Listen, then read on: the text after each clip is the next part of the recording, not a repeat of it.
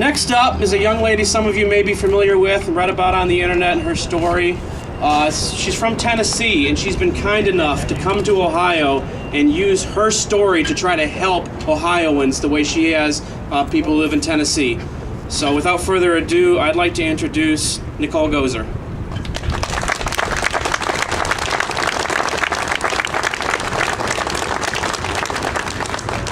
This will break your heart. It's a little windy out here. A little bit. I just want to thank you all for being here. I think that this type of rally is very, very important, and I'm so glad to see all of you guys here. My name is Nikki Goeser, and I'm one individual who truly understands the importance of those words our founding fathers clearly understood and wanted us as American citizens to never ever forget. A well-regulated militia being necessary to the security of a free state. The right of the people to keep and bear arms shall not be infringed.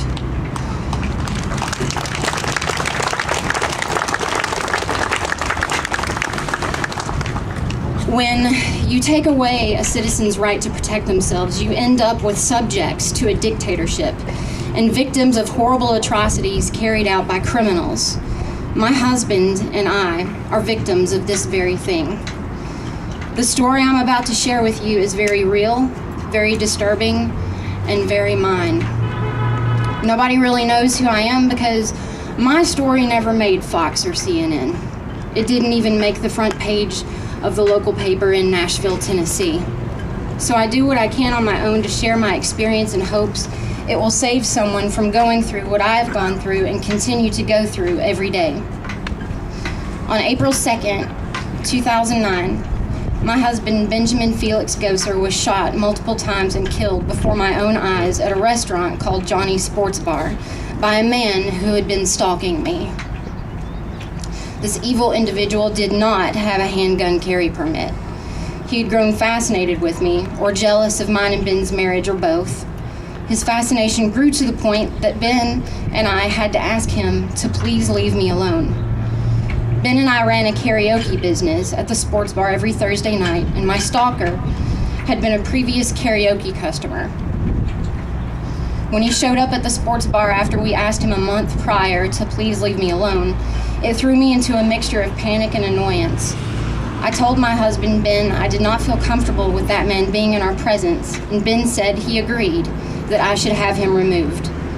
So, I asked the manager to have him removed from the establishment. Something told me not to move and not to get involved. I was about 15 feet away from Ben, beside a brick wall, hidden from this man. When the manager went to ask the man to please leave, he pulled out a .45 and shot my husband in the head. He then stood over my husband and fired 5 more rounds into him. After that man basically unloaded his weapon into my husband, he very calmly put the gun back inside his jacket and started to walk out of the restaurant.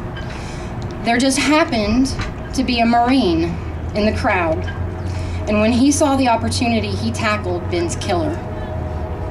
Other men formed a pyramid on top of him, and they got the gun out of his jacket and held him until the police came. This seemed like forever, by the way. I relive that moment over and over again just about every day. I wish I could go back to that night and change things. You see, I am a right to carry permit holder. But because of Tennessee state law at the time, I had to leave my permitted loaded weapon that I had been trained to use for self-defense. Gary, okay? He has a hard head. He'll be all right. He knows you, Gary. I had to leave my weapon locked in my car because of Tennessee state law, and now I wish I had brought my .38 that Ben had bought for me into that restaurant and broken that incredibly stupid law. Okay. I will never know what the outcome would have been had I been allowed to carry my weapon on me in that establishment. But I do know that the odds would have been more in our favor. Of course, I had no idea at the time that this man who had been stalking me was capable of cold-blooded murder right in the middle of a busy restaurant. I did the only thing I knew to do at the time, being disarmed. I asked management to remove him. I married my best friend. Ben and I just loved each other the way that I think God really wants people to love. As fate would have it, the day that Ben was killed, I called in sick to work because I wanted to spend the day with him. I spent the entire day with Ben helping him at a friend's house, ripping up old tiles and painting and putting in new light fixtures. But we knew that night we had a karaoke show to run, and that is where we went. And that is where my husband spent the last second of his life. I wanted to share with you a little glimpse into Ben's heart and soul. You see, in order to really understand my sense of loss, you would have to know the sweetheart of a guy that I was lucky enough to be married to. My husband used to write the most heartfelt